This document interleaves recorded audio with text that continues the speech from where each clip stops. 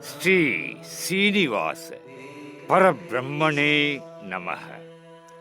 ஸ்ரீயை ஸ்ரீ பத்மாவத்யை நமः.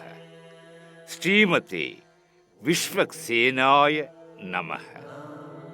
ஸ்ரீமதே ராமா.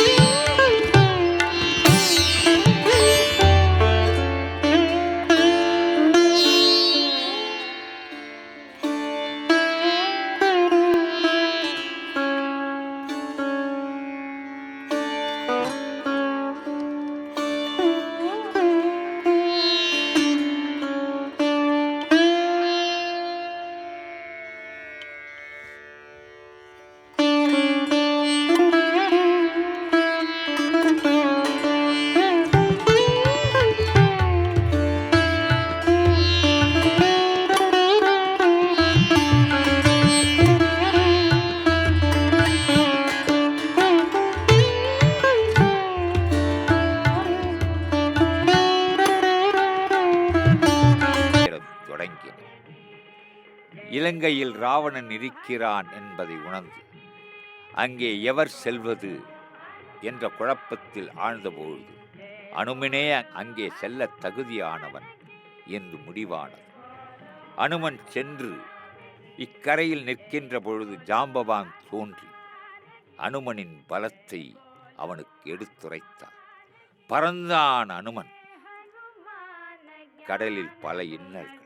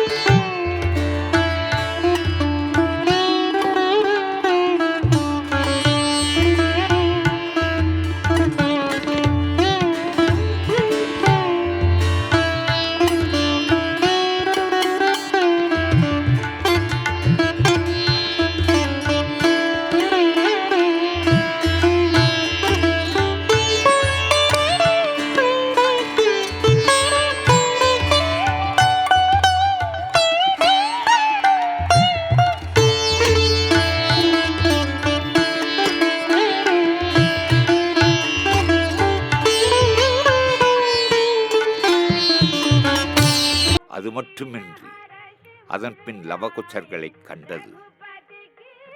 ராமன் அயோத்தியை விட்டு நீங்கியது திரேதாயுகத்தில் அமைந்தருளியது. அனுமன் சிரஞ்சீவி.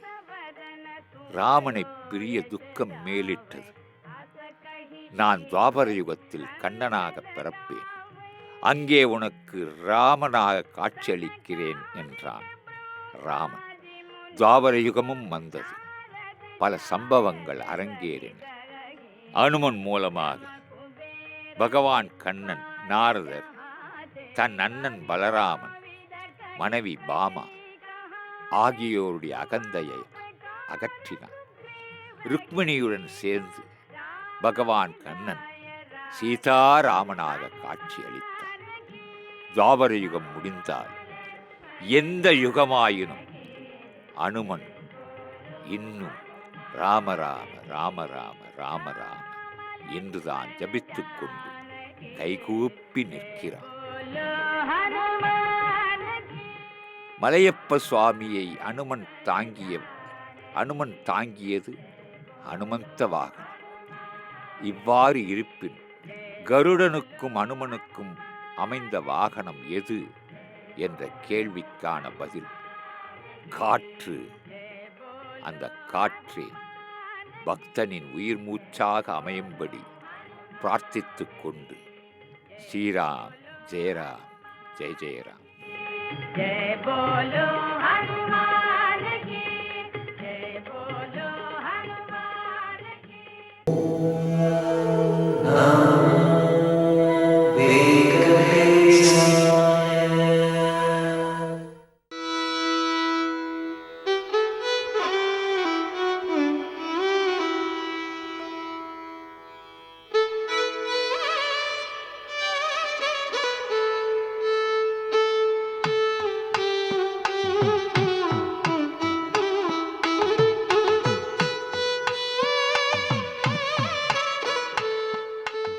உம்பரால் அறியலாகா ஒளியுளா ஆணைக்காகி செம்புலால் உண்டு வாழும் முதலை மேல் சீறி வந்தார். நம்பர மாயதுண்டே நாய்களோ சிறுமையோரா எம்பிரார்க்கு ஆட்செய்யாதே என் செய்வான் தோன்றினான். தொண்டரடி பொடியாள் தேவர்களாலும் அறிய முடியாத பிரகாசமானவன் கஜேந்திரனின் அபயக்குரல் கேட்டதும் இரத்தத்தில் தோய்ந்த மாமிசத்தை உண்டு வாழும் முதலையை பிடிக்க. இதைத்தான் தொண்டரடி பொடியாழ்வார் செம்புலால் உண்டு வாழும் முதலை மேல் என்று பாடியுள்ளார். இரத்தத்தில் தோய்ந்த மாமிசத்தை உண்டு வாழும் முதலையை முடிக்க சீற்றத்துடன் எழுந்தருளினார். இப்படி சிறுமை பாராமல் மேன்மை பாராமல் எந்தவித பேதமும் இல்லாமல் அடியார்களை பாதுகாக்க அவன் இருக்க, நாயைப் போன்ற நமது தவறுகளை பொருட்படுத்தாத எம்பெருமானுக்கு சேவை செய்யாத நான் எதற்காக பிறந்தேன் என்று பாசுரத்தின் மூலமாக கவலையை தெரிவிக்கிறார் ஆழ்வார்.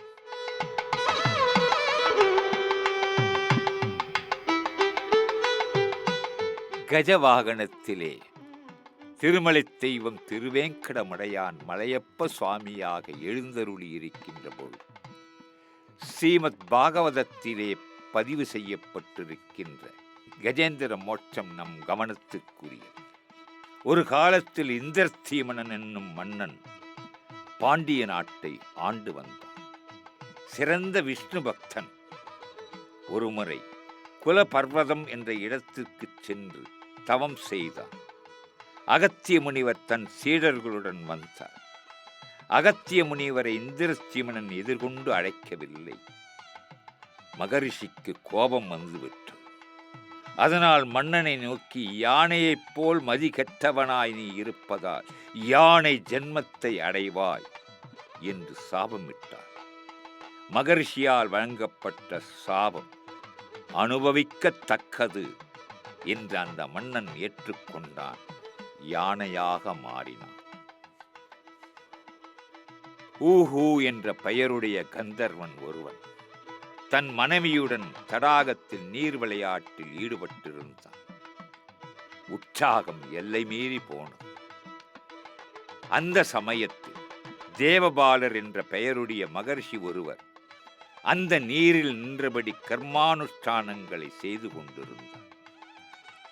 அந்த மகரிஷியின் காலை விளையாட்டாக பற்றி இழுத்தான் இந்த கந்தர்வன். முனிவருக்கு கோபம் வந்தது. தண்ணீருக்குள் புகுந்து முதலை போல் காலை பற்றியதால் முதலையாகும்படி சாபமிட்டு விட்டான். சாப விமோச்சனத்தை கேட்டான் கந்தர்வன். மனமிறங்கினார் மகரிஷி. பகவானின் சக்கராயுதத்தால் பிளவுபடும் பொழுது சாபம் நீங்கும் என்று விமோச்சனம் நல்கினார். கந்தர்வன் முதலை வடிவுடன் தடாகத்தில் வசித்தான். பார்க்கடலின் இடையில் இருந்த ஒரு பெரிய மலை திரிகூடம். அந்த மலைக்குகை ஒன்றின் அருகில் வருணனுடைய உத்யாயனம் இருந்தது. அந்த உத்யாயனத்தின் பெயர் ரிதுமத். அதில் ஒரு அழகிய தடாகம். ஒரு கோடை நாளில் கஜேந்திரன் என்ற பெயருடைய யானை ஒன்று தன் கூட்டத்துடன் நீராடும் பொருட்டு அங்கு வந்தது. அந்த கஜேந்திரன் அனைத்து யானைகளுக்கும் தலைமையானது. பெண் யானைகள், குட்டி யானைகள் போன்றவற்றுடன் மகிழ்ச்சியுடன் அந்த தடாகத்தில் நீராடத் தொடங்கியது. அந்த தடாகத்தில் தான் முதலை இருந்தது. அது நீண்ட நாட்களாக வாழ்ந்து வந்தது. அந்த முதலை பெரிய யானையான கஜேந்திரனை நெருங்கி அதன் காலை கவ்விக்கொண்டது. திடுக்கிட்டது யானை. தன் காலை விடுவித்துக் கொள்ள முயன்றது. முடியவில்லை. தன் பலத்தை பிரயோகம் செய்தது. அதுவும் நடக்கவில்லை. முதலை தன் வலுவினால் தடாகத்தின் நடுப்பகுதிக்கு யானையை இழுத்துச் செல்லத் தொடங்கியது. தண்ணீரில் இருந்தால் முதலைக்கு பலம், நிலத்தில் இருந்தால் யானைக்கு பலம். யானை கூட்டம் முழுவதும் ஒன்று சேர்ந்து கஜேந்திரனை இழுத்தும் முதலைக்கு ஈடு கொடுக்க முடியவில்லை. மேலும் மேலும் தண்ணீருக்குள் இழுத்து கொண்டு சென்றது. யானைகளும் சளைப்பதா இல்லை. முதலையும் விடுவதாயில்லை. தொடர்ந்து போராட்டம். இந்த நிலையில்தான் இனிமேல் தன்னை காப்பாற்ற ஒருவராலும் முடியாது என்ற நிலைக்கு வந்துவிட்டது கஜேந்திரன். எனவே ஆதியான அந்த பகவான் ஒருவன்தான் நம்மை காப்பாற்ற முடியும் என்ற எண்ணம் அந்த யானைக்கு வந்துவிட்டது. இந்த நல்ல எண்ணம் யானைக்கு வருமா? தன்னுடைய முற்பிறவியில் தான் பகவானை எண்ணி துதித்த துதி மொழியானது அந்த நினைவு.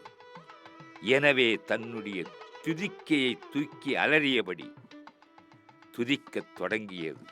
எல்லாவற்றிற்கும் மூலமாயிருக்கும் பெருமானே, உன்னை வணங்குகிறேன். உன்னை பிரார்த்தனை செய்வதைத் தவிர எனக்கு வேறு கதியில்லை. ஆதி மூலமே என்னை காப்பாற்றும், என்னை காப்பாற்றும் அலறியது யானை. குரல் எல்லா லோகங்களிலும் எதிரொலித்தது. பிரமாதி தேவர்கள் பேசாமல் இருந்துவிட்டார்.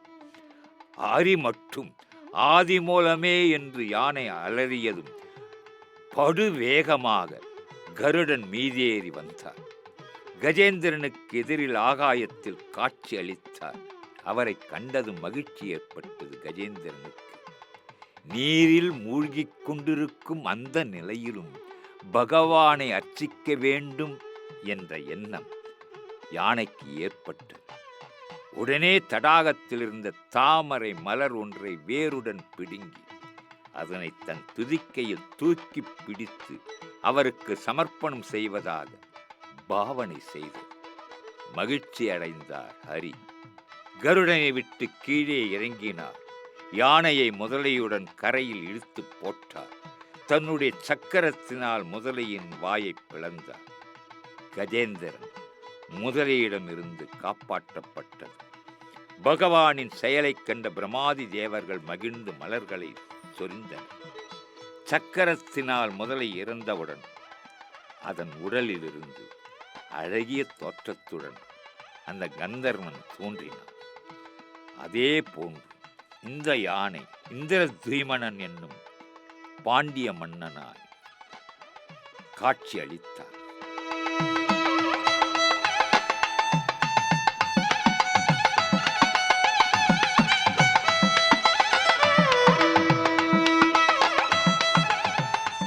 பகவத் ஸ்வரூபத்தை அடைந்த அந்த கஜேந்திரன் பகவானை வணங்கி பீதாம்பரதாரியாய் திவ்ய மங்கள ரூபத்துடன் மோட்சத்தை அடைந்தது.